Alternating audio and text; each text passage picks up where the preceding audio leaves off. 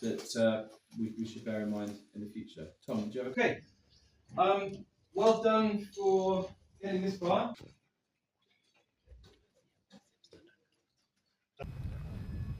Okay, brilliant. Demonstration, a small demonstration. Yeah. Ah, fast. Taking up.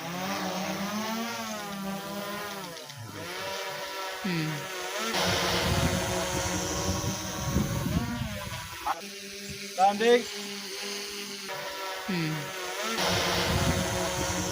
The drones have completely revolutionized the way I study behavior, so it allows you to collect data at resolutions and quality that you simply can't do when you're a researcher with a pair of binoculars just watching the animals directly.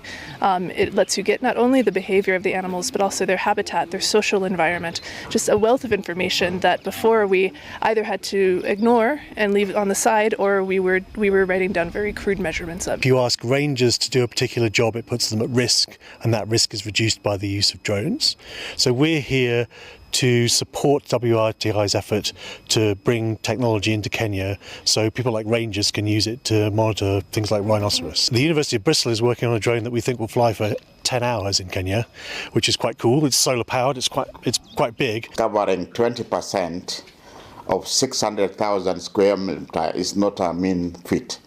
You will employ many men, you need a different eye.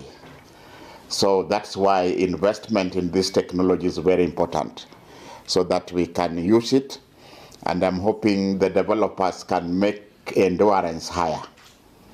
If we can make drones fly for 8 hours non-stop.